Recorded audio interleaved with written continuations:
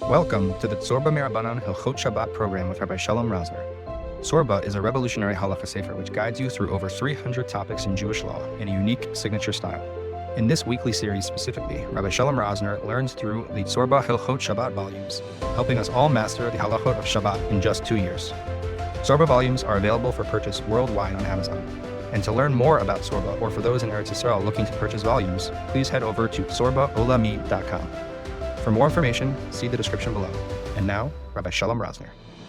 This week's Shiur has been sponsored by Yonatees Custom Printing. For high-quality embroidery and screen printing, head over to yonatees.com/custom, yonatees.com/custom to start your order. Okay, let's get into the next Shiur. We are in volume number 20. We're having the second Shiur in volume number 20. This volume is about personal care on Shabbos, having to do with hair and teeth and nails, and we'll get into animals, and we'll get into muksa. That's the second half of the volume. But this first Shiur, we spoke last time about washing, about bathing, about showering, about the gzeira of being in hot water, and the minhag based on the Shumas Hadeshin of not even in cold water. That was the minhag. Again, if there's a tzara gadol, we spoke about showering on Shabbos if somebody's very uncomfortable. But again, obviously not warming up any water on Shabbos, that will be an issa daraisa. Again, if there's pikuach nefesh, that's the only heter. But then we did all the background of that last time, as we discussed even what about a mikvah, l'tzorach mitzvah. So now we're going to continue that topic relating to washing here in the second volume. And again, this volume is the Niyaza family volume of the Tzurba Mirabanan, the Lax family volumes and the edition. And now we're going to start with page 39. Page 39 about washing a baby. Washing a baby. So sometimes we think, baby is has a status of a chola. We'll have to talk about that in future shiurim about the isser of refu on Shabbos. He's a chola. You can do whatever you want with a baby. You can't do whatever you want with a baby, right? A baby is not considered a chola sheyesh bo sakana. At most, a baby is considered a chola she'ein bo sakana, and therefore we could do certain rabbinic restrictions, certain ones. But generally, it's just like if it's an usher for a adult to take a bath in or a shower in hot water on Shabbos, so too with a baby, a child is usher as well. The Mishnah does say, though, in the 19th parak of Shabbos, source number 31. There's the 19th parak, which is called Rabbi Elazar de Milah, Rabbi Elazar, who has the many halachas regarding bris milah. The Mishnah there says you can wash a baby in the days surrounding his bris milah, because the science of the times was that it was dangerous not to do that. One can wash and must wash the baby before and after. On day 3. So question, is this even or only as it says in Parsha Vayishlach, the third day after a milah is extremely painful, like it says by the story of Shechem, and this is what they used to do. They used to wash the baby before and after the milah. They warmed up water before Shabbos to have, so that before and after the milah they'll be able to wash the baby. That's what they did. They didn't do the bishul on Shabbos, right? They warmed it up before Shabbos. They had the water there and they used it because that was noted as sakana. The Shulchan Aruch quotes, Bizman Chachmei Gemara, Im lo hayirochsim es avalad lefnei milah. If they wouldn't wash the baby before the milah, ula achar milah, ubiyam shlishi lemilah b'mayim cham. And if they wouldn't wash the baby in hot water before, after, 3 days later, hayimasukan, it was dangerous. Lefichach nizkuku lichtov mishpato kashchalis b'Shabbos. That's why the Mishnah says what we're supposed to do. But nowadays, nowadays the minhag is not to wash because science has chimes, bodies have changed, whatever it may be. Either way, it's not a sakana nowadays. And therefore,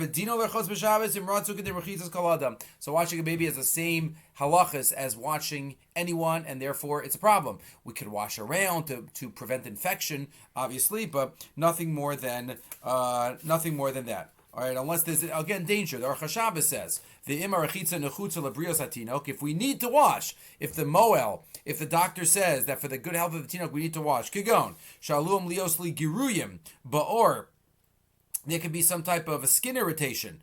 Right, for a baby, this is not dafka bris milah. If there's a baby that has, you're worried about his skin, then one can wash in warm water. Obviously not warming it up, but just taking warm water from before. The Yalkut Yosef says that under certain circumstances, it may be possible to even more lenient, bathing a baby with water that was heated, maybe with a goy, even without sakana. Baby got very dirty. If it's a situation where, again, I'm not doing the malach on Shabbos, so there is more flexibility by a child, without doing the malacha. This discussion relates to a huge topic in the Rishonim, which is not in our packet because it doesn't come up lamaisa bisman hazeh. It doesn't come up lamaisa in this context, but it does come up lamaisa in many other applications. And that is, as we said before, the minhag was that you warm up water before Shabbos and then you wash the baby before and after Shabbos. What happens if you warmed up the water in the days of the Gemara when you needed to wash the baby in warm water on Shabbos and by pre and post Milah? And right before you do the bris milah, somebody knocked into the bottle of hot water and spilled it on the floor. And now you have no longer any hot water. So what do? You're about to do bris milah on Shabbos. If you do the bris milah, so then there will be a chiyah. The baby's going to be in sakana. You're going to have to do bishul. You're going to have to cook water to wash the baby because it's pikuach nefesh if you don't wash the baby in hot water on right after the milah. So one choice is you have bris milah. It's day 8. So wash to do the bris milah, and then afterwards you're going to be in a situation of sakana, and therefore you can then warm up the water and wash the baby. Or the other choice is, wait a minute, are you allowed to put yourself into a situation of dechiyas isurin? Yes, once the bris milah is done, if the water had spilled after the bris was done, then for sure you can warm up hot water, pikuach nefesh right now. But what about here? I didn't do the milah yet. Maybe bris milah is docha Shabbos, bismano. But things related, we paskin machshirei milah are not docha Shabbos. The water should have been warmed up before, and you didn't warm up the water. So, okay, don't do the bris, push off the bris. So what do we say?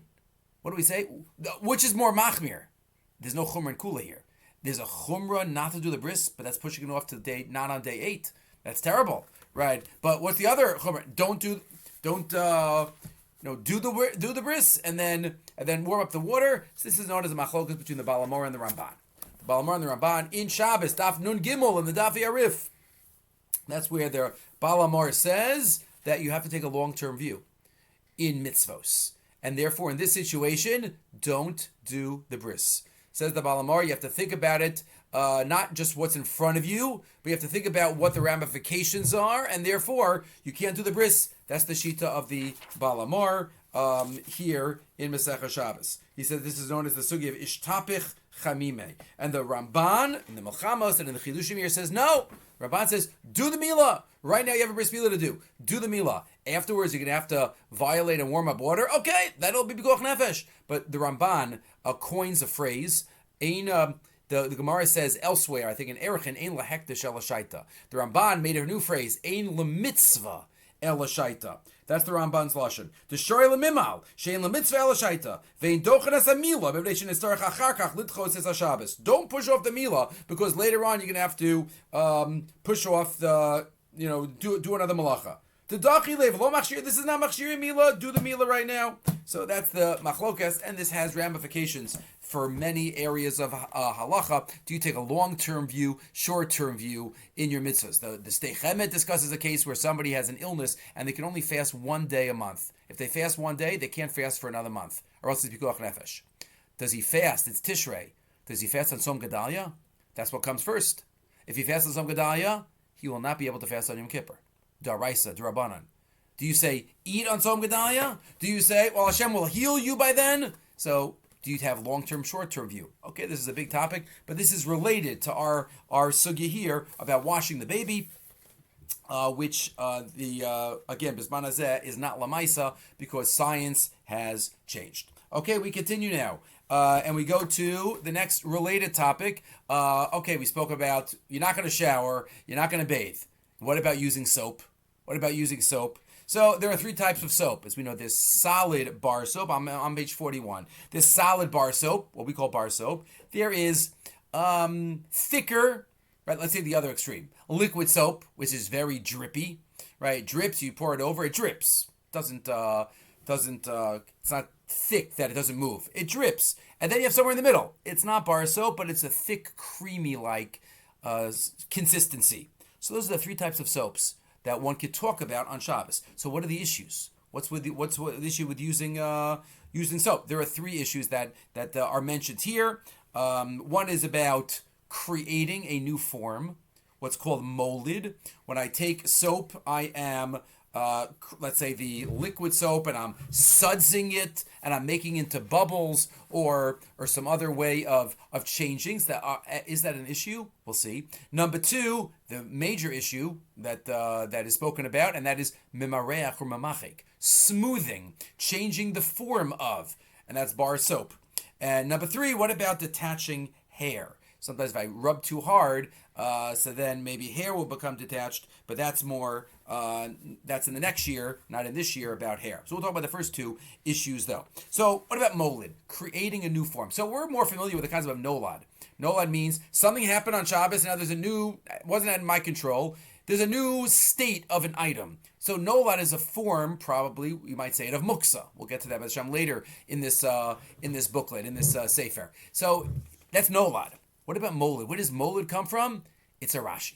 It's a Rashi on Daf Nun Aleph in Masechah Shabbos. Rashi on Masechah Shabbos. The Gemara says, Shabbos Nun Aleph Amid Beis. Right here, I think it's the end of the fourth parak in Masechah Shabbos. Source 35. Ein Merazkin. One is not allowed to crush. One is not allowed to crush on Shabbos. Lo Asashelik, snow. You can't crush snow. Or we might say, an ice cube. Can't crush. V'lo barad, or hail b'Shabbos, b'shvil sheyazuvu meimav, so that its liquid runs out. Basically, you can't change it, the form, to liquid. You can't crush it. Aval nosin u'letoch hakos, unless you're putting it into a kos where there is already liquid in there. So squeezing it onto that is okay. Maybe reminds us of a little schiter. Remember we spoke about schitas peros. You're allowed to squeeze a lemon onto, it's kind of the opposite of that halacha. You're allowed to squeeze a lemon onto solid, but not onto liquid. Here, one is allowed to do it. What's the issue here? The Gemara does not explain what is the chashash that the Gemara here is talking about of Ein Marazkin. You're not allowed to crush, but you're allowed to do it into something that's already there. So if you're looking at other Rishonim, this has nothing to do with us. Some Rishonim say this is a gzeira mishum, squeezing fruit.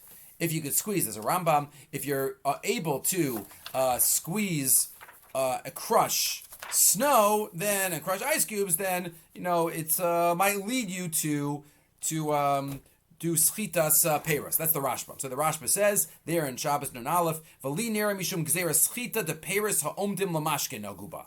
I think it's related to Schitas Peres. But the Rashba earlier had quoted the Sefer HaTruma. The Sefer HaTruma, one of the less known Rishonim, says this is an issue of nolad. There is a new form that is being created. Nolad, he uses that lashon. Rashi uses the different lashon of molid. Molid. Become molid b'Shabbos. You are creating a new form. V'damya l'milacha shebore es hamayim ha'elu. It is similar to a malacha, that there's a creation here. You are creating this water. Now it's an ice cube. If it melts memela, then that's not Rashi. That's the Sefer HaTruma, says it's nolad. If you put something into a situation where something is going to happen, let's say defrosting something, well, the Sefer HaTruma might say that's a problem, right? There's a changing form, nolad. That's the Rashi, the Rashba notes the difference between Rashi and the Sefer HaTruma. But Rashi says molid. You creating something with a new form, that's a problem. And the Ramah quotes a similar idea. There's a certain type of salt, not the regular salt that we have. We don't wash our hands with salt to clean them. Some type of soap. Some type of soap. Some type of other material that liquefies when it goes and melts on your hand, v'havi nolad, because that is nolad. What it really means is molid. You are actively doing something. Nolad, the Mishnah Berurah explains, nolad davar chadash v'dami l'melacha. The Mishnah Berurah does note that not everybody agrees to this Ramah. that one is allowed to wash their hands with these materials. Maybe that Gemara of Ein Maraskin is like the Rashba, Gzeira Mishum, Schitas Peros, but the Mishnah Berurah does talk about in the continuation about soap. Right, what is this the issue of? Let's say I have a bar soap. Bar soap, I am now, some of the surface of the bar soap, forgetting the memachig issue, but the other issue, the soap that I'm taking is changing form, right? Or the soap that's some type of cream, maybe that's changing a form, and I'm creating a new form. Again, we're going to talk about brushing teeth in the future shiurim, but that's what the Mishnah Berurah adds. The Mishnah Berurah adds here in source number 39. Vayim b'sefer Tiveres Yisrael shekasav deborish alanu our soap shehiracha, that's soft l'kulei alma aser mishum mamachik. Gets into mamachik issues of smoothing. That's a problem. V'chei matzati b'sefer Divrei Menachem hahu memarech mamachik v'am malachu b'sekreisha. They think that any type of smoothing out a surface and changing not just changing the form of molid, but smoothing out the material. V'hu pashuv yesh lahazir amal zeh akal lashono ulevad zeh. The Mishnah Berurah quotes that there is a minhag to be machmir, but the Shmir Shabbos, based on this Mishnah Berurah and some of these issues that we spoke about the issues of creating a new form, molid, and also changing forms of the soap, maybe smoothing the surface area of the bar soap. So there is what to be machmir for in the first two types of categories, by the bar soap and by a gel-like soap, a soap paste. But what about liquid soap? So Rav Shlomo Zalman and Rav Avadia, he quotes here that are mekel, maybe even by the earlier cases. The Shmir Shabbos, let's start reading it. He's machmir in the first two cases, but mamish liquid he will be mekel. But maybe there's room to maneuver even in the earlier cases. Let's see the Shmir Shabbos, source number 40. Ein lechos b'sabon, hein b'sabon kashe, hein b'sabon rach. Want you to use soap, hard soap, or soft soap. Soft soap doesn't mean liquid. Soft soap, a softer type of paste. Sheken yesh bo b'shimush b'sabon mishum iser molid. Right, that's molid. You're creating a new form. Where else? Right, what other forms? Where might this come up? Making whipped cream out of gas on Shabbos might be an issue of molid.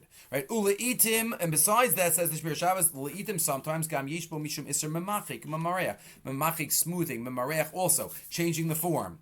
Avamutal tamesh b'sabon nazil. Liquid soap, that's for sure okay. But the other ones that are thicker are not okay. And he quotes the Mishnah Berurah, who quotes from the Tiveres Yisrael, that even the sabon rach is memareach, and the Shmir Shabbos wonders that there is a little tzurachi in here. Tzurachi in bidvarav. The lama yeshayach be mishum memareach. What's the memareach here when it's not a hard soap?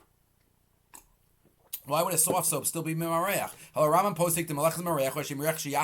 You have to smooth a hard surface. Or like, where's memareach, where's memachik in the Mishkan, where you have skin of an animal, a hide, and you're smoothing it. That's memareach, and memareach is the told of memachik. Shemagarid is at semer mi'ala ar, you smooth, you take off the wool from the leather, at shemachlik panav. V'cheinu b'shulchan aruch, Mishnah Berurah. So what does that have to do with soft soap? It's not memareach. Ulefize yesh lo amar, so he writes here in the footnote, Shegam came benogel sabon rach shenatum b'shvoferes v'rochsin bo yadayim. Any type of soft soap that you put into a container and you push down the button and you wash your hands with, Tilafia Tiveres Yisrael ye'asur l'shtamish bo. According to the Tiveres Yisrael that he quoted, it will be aser mimareach. Avalefi dvarenu yesh b'cham lahakel. I think this is even in category 2. Right, he writes in the footnote, mamish liquid drippy, so that's for sure mutter. But this is even a thicker, if it's in a container and you press down on the tube and it comes out, that would also be okay. You're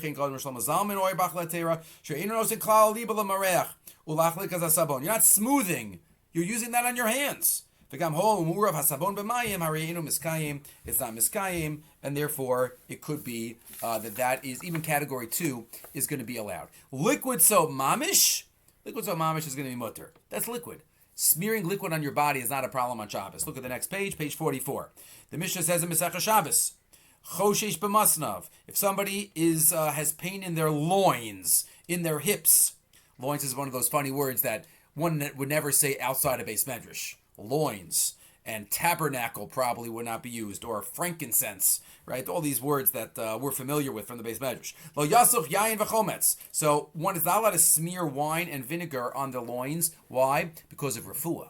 Aval sachu be'etz hashema, you could put oil on, because that's not clearly for refuah, oil. But it's clear from here that liquid on the body, there's no issue of anything else other than the medicinal aspect, right? It's clear.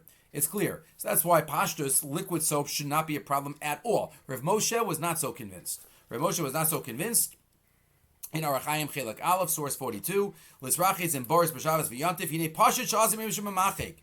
Again, Rav Moshe has different understandings. We'll see him by the toothbrushing also. Va'apa Borishu Lach Kamayim. Wow. Even soap that's soft like water. Af Shaharbi Noagin Lahatir. Even though many are Matir, Ein Barali Kokach Heter. I'm not so sure. I'm not so sure about the other.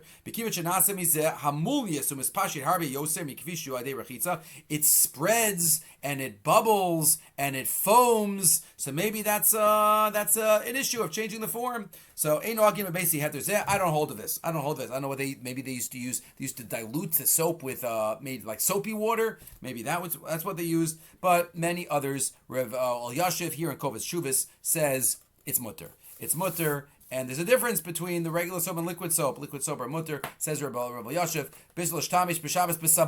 There are two potential issues of sabon. Nolad, a new form. Mimachik. Ubarach HaShochan, Yish B'chidim Be'erev Shabbos Boris. He quotes this, but he says, when it comes to the liquid that we have, l'chora, it would be allowed. It would be allowed.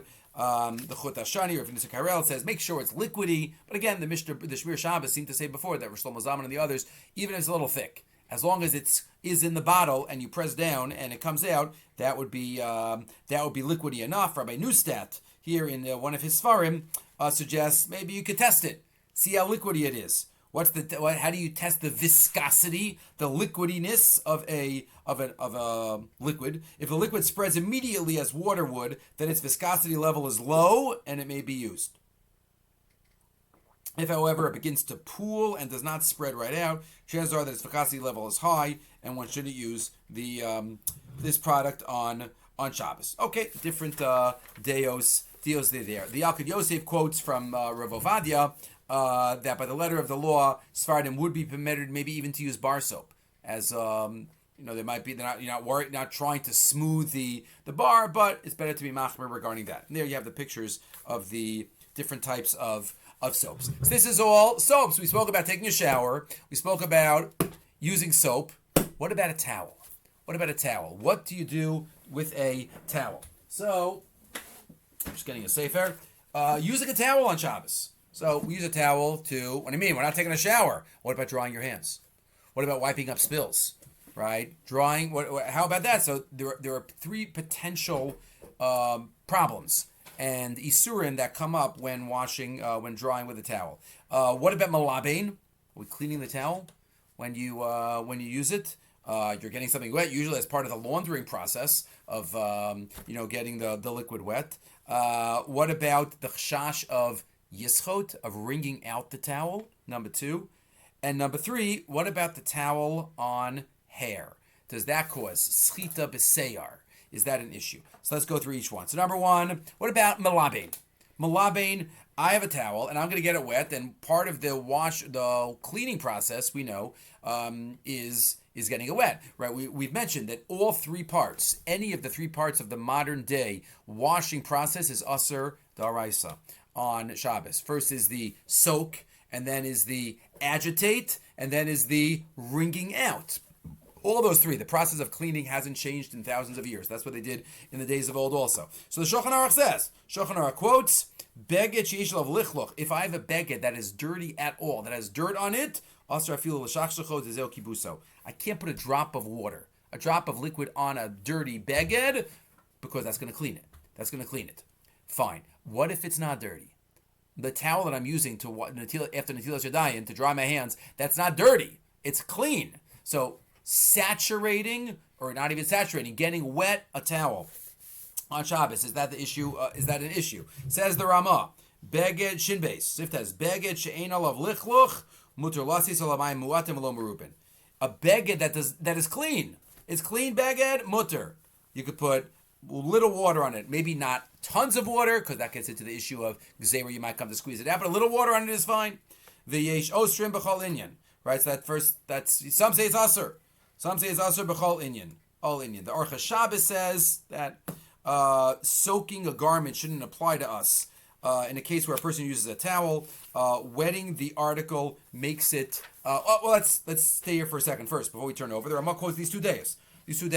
There might be an extension. Is this an extension to washing with a dirty towel? So that's not what the first day assumes, right? It's not dirty, so you can wash it. Or yesh ozim chol inyan, because you don't want to get confused. The Orcha Shabbos notes in 49. If you're using it in a way that's clearly not for libun purposes, then it is allowed. The Orcha Shabbos quotes, Hamartiv mayim b'mayim, b'ofan she'eno derech nikui v'kibus. When you wash it tilas yadayim and then you're wiping your hands on the towel, is that cleaning the towel?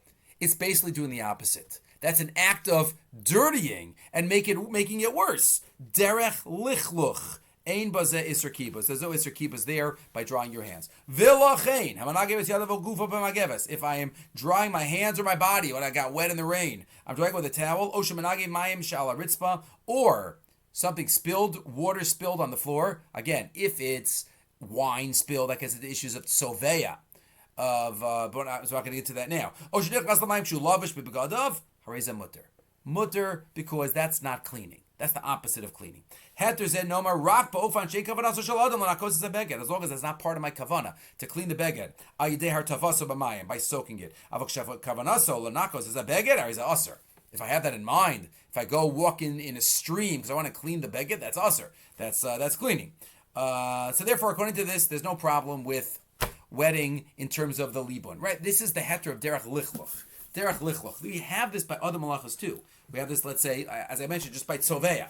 By tzoveya, right? The Shulchan Aruch says in Siman Shin Chaf, right, on this Ramah that we were just talking about. If you look at Siman Shin Chaf, the end of Siman Shin Chaf, the Shulchan Aruch says, Yesh mi she'omer that sheha'ochel tutim oshar peiros atzvuim. If your hands are dirty, you're eating strawberries and they're red. Tzorach lizar shlo yiga biyadav tzvuos b'begadav. Obamapa. Don't wipe your hands on a towel if you have dirty red hands. Mishum tzoveya. Avalim tzoveya pita b'mashke ha'peiros les lamba teitziya b'ochlin. You could dip your challah into your fruit soup, but you shouldn't wash your hands. The Mishnah Berurah here quotes, and the poskim quote that maybe there is a heter because this is derech lichluch. The Radvaz.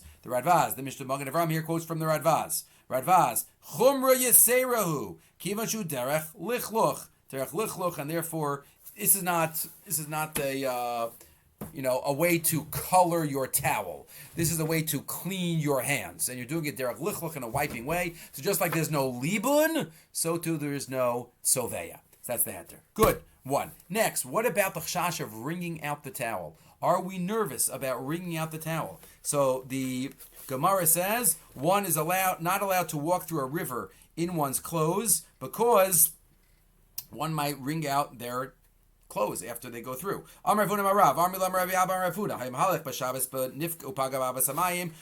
to cross, you have to go through the water. If you could jump over and put one foot on one side, one foot on the other side without going through the water, great. But if not, it's aser.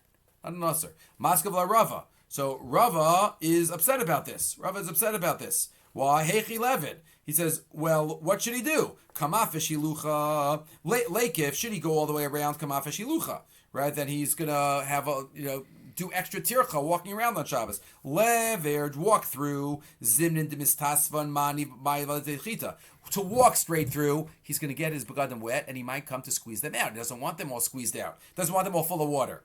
Here, because there's no other possible way, so he could put his feet and stretch in this un-Shabbostic type of way, or jump over the water, because there's no other choice. But you see from that Gemara, it sounds like saturating a beged is usher on Shabbos, because you might come to squeeze it out. The Gemara elsewhere, though, in Kuf Mem Zayin, and source number 51, on page 49, seems to say that we're not worried. We're only worried about a professional bathhouse attendants, that they're going to take it and they're going to want to have the dry towels that they're going to squeeze. So the Gemara says there, you can't give your towel to a bathhouse attendant. Can't give it, but you yourself can have it. Right? This is pre the minhag of not bathing. Right? So you could dry yourself and leave it. Don't give it to the bathhouse attendants. They're chashud of wringing out the towels, but you can have it in your own home. And the Shulchan Aruch paskins, there's no chash. You could dry yourself in a towel. Don't give it to the balanim. Why aren't we worried? Why aren't we worried about wringing out the towels? The Mishnah Berurah here in the next source quotes a number of svaras. From the Gra, right? The Gra generally says that not normal for a person to be so makbid to squeeze it out after it gets wet. We're just going to leave it. The Elio Rabbah says that there's only a little bit of water in it anyway, right? Usually after you dry yourself, it's not totally saturated, right? Interesting. The Shmir Shabbos quotes for Shlomo Zalman. You're allowed to dry dishes on Shabbos. Why? You might come to wring it out. The second that it gets so wet that there will be a chash of wringing it out, you're not going to use it anymore to dry the dishes. Right? You're going to get a different one, a dry one. So therefore, we're not worried about it. So there's only a little bit. And the Maggid Avram says, we ain't brera. What else is a person going to do when they get wet? You can't aser. You can't aser that. And that's the Shmir Shab, the Mishnah Berurah. Let's read the Mishnah Berurah inside now. On page 50, the Mishnah Berurah says, for all these reasons, we're not choshesh. Should use something that you're not makbid. We're not choshesh. We're not so makbid that this is full of water. We're going to leave it and let it dry out and throw it in the wash. And therefore, there's no chash that we're going to squeeze it out. Mishum de efshar belisi pug. The Mishnah Berurah quotes the Maggid Avram also. Efshar b'lavachi. You can't just aser every way to get dry on Shabbos. Elio Rabba hevi deceiving by luntis lo mechshav el k'mayim muatim. Right, only a little bit of water in there. Below gazra al tiltulo. We're not worried. So again, this is various different svaris. It's only a little bit, or you're not makbid on it, or we have to leave open something that is mutter. So there might be an nafkamina between some of these. What if you have a little garment that's going to get very wet? So that could be a nafkamina between these days. Okay, so that's towels. We spoke about the number one is the washing of the towel. We said derech lichluch, it's okay. Number two, we said what about the chash of squeezing? And number three, what about the hair? What about hair? So that is the next section that we talk about. The Gemara says clearly, ein schita b'seir, meaning when something is absorbed in a material and I squeeze it out, that's part of the laundering process. But is there something absorbed in my hair?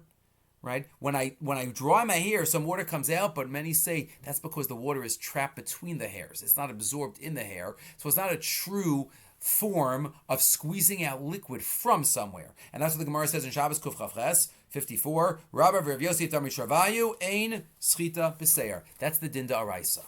What about Midrabanan? The Gemara doesn't say a word, but the Maggid Mishnah does. The Maggid Mishnah says on that Rambam, Ein schita b'seir umiu isura ika. There is an isur d'Rabbanan. There's an isur d'Rabbanan of squeezing liquid out of hair on Shabbos. Rav Chaim Noah notes that maybe this is only true of long hair.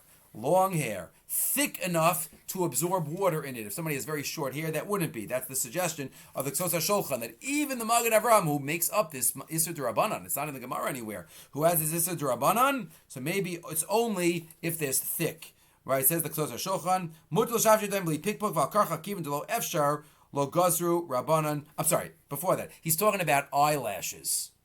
Eyelashes. Right, so is there any issue? So he quotes from the Yeshua's Chachma that it could be a problem and it's a psik reisha, and the Tzurba Hilchot Shabbat does not think that those little hairs represent the problem. When